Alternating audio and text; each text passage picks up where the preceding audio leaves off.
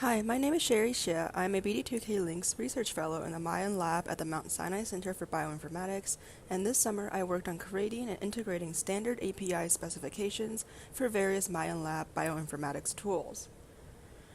One of the major challenges in biomedical research right now is how we can analyze the vast amount of unprocessed data collected by NIH-supported projects, collectively known as big biomedical data, and transform it into useful knowledge. And in recent years, many bioinformatics software tools have been developed to perform various types of data analysis of this biomedical research data. This underlines a need for the development of standard application programming interfaces, or APIs, which enable programmatic access to bioinformatics web services without extensive knowledge of the internal operations of these services. APIs also promote the findability, accessibility, interoperability, and reusability, or fairness, of bioinformatics tools and data. In particular, given that many advanced bioinformatics workflows are comprised of multiple tools working in tandem, we want APIs to be standardized and interoperable. This is where the Open API specification comes in. Driven by the Open API Initiative, a consortium of industry experts focused on promoting and maintaining this specification, the Open API specification is described as a standard programming language agnostic interface description for REST APIs, which allows both humans and computers to discover and understand the capabilities of a service without requiring access to source code, additional documentation, or inspection of network traffic. The exact specification format can be found in the GitHub link listed here. However, while the Open API specification is immensely useful, the APIs I defined this summer all follow the Smart API format. The Smart API specification is an extension of the Open API specification with added metadata components designed to maximize the fairness of APIs. The Smart API site itself, found on the link listed here, allows users to search, browse, query, and reuse APIs with ease. In addition, Smart API builds networks of connected APIs where the output for each API is the input for another. These features are all crucial to the vision of Smart API, which is the automatic generation of workflows that take users to where they want to go with what they have today. There are many tools online that simplify the process of defining Open API or Smart API specifications, one of which I'm going to discuss here. Swagger is the original name of the Open API specification before its donation to the Open API Initiative in 2016. Currently, it consists of a set of tools dedicated to the Open API specification and is maintained by SmartBear Software. One of those tools, Swagger Hub, is a platform for designing, hosting, and collaborating on Open API specifications. Notably, it includes an editor and user interface that can be used to write and validate each specification according to the Open API format. Now that I've given a brief overview of the services and tools I use, I'm going to quickly go over my own process for defining Smart API specifications. Although you can write an Open API or Smart API specification from scratch, I base mine on existing RESTful APIs for each tool. On the right is an example REST API from Enricher, one of the tools for which I created a Smart API specification, where you can see the parameters, endpoint, and response of the addList method. I then use the Swagger Hub editor to actually document each Smart API. Here you can see a split view of the editor on the left, where I use the markup language YAML to write each specification, and the user interface on the right, where you can actually test each method. Once the specifications were completed, they were uploaded to GitHub and then to Smart API via a link to the raw file on GitHub. On the right is what the Enricher API looks like on the Smart API registry.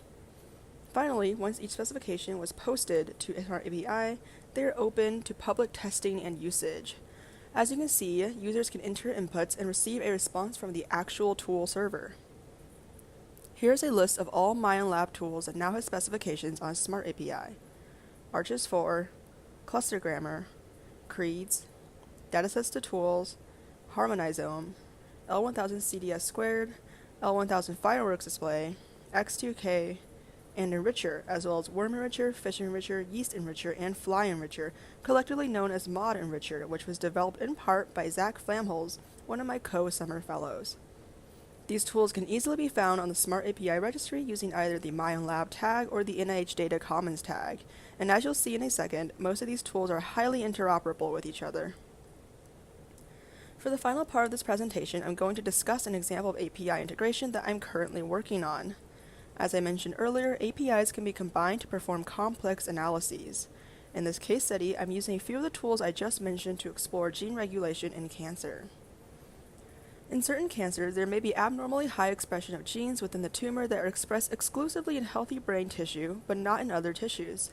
These genes might be potentially good drug targets because we can design cancer drugs that specifically target these unique genes without passing the blood-brain barrier. Consequently, these drugs are likely to be disruptive to the tumors without causing other side effects. The idea for this project actually originated from a conversation between Drs. Lakshmi Devi and Avi Mayan a few years ago. So then the questions are, can we identify these potential targets, and what small molecules and existing drugs could be used to downregulate the expression of these gene products in cancer patients? To carry out this analysis, we start with our tissues of interest, which would be a specific cancer, the brain, and a collection of non-brain tissues. We can access these samples through the ArchES4 API. Specifically, we use the getSampleMatch method to access GSM IDs for samples related to each tissue of interest, which can then be sent to ArchES4 again through a post method. This gives us TSV files containing raw gene expression counts for each tissue, which we can then use to find the highest expressed overlapping genes in the brain and cancer tissues that are not expressed in other tissues. Along with the lowest expressed overlapping genes, we can submit these two gene lists to the L1000 fireworks display API using the SIG search method and obtain the top 50 matching drug signatures in the reverse direction using a second get method. Our final result then will be a list of drugs to downregulate these highest expressed genes in brain and cancer but not other tissues. We can also input the gene list into Enricher API using the add list and enrich methods in order to obtain enrichment terms for the list of highly expressed genes.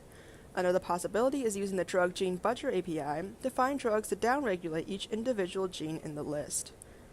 In this case study, the use of API simplifies what would otherwise be a complex multi-set workflow. Via API, users can take the output of one tool and transform it into the input for the next tool, creating an efficient chain of APIs within a single script. This case study captures the ultimate goal of APIs, to facilitate analyses similar to this one, which require accessibility to and interoperability between bioinformatics tools.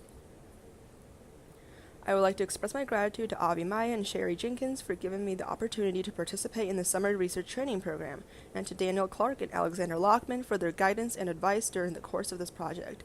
I would also like to extend my thanks to everyone in the Mayan Lab and the Summer Fellows for their support and encouragement. Thank you.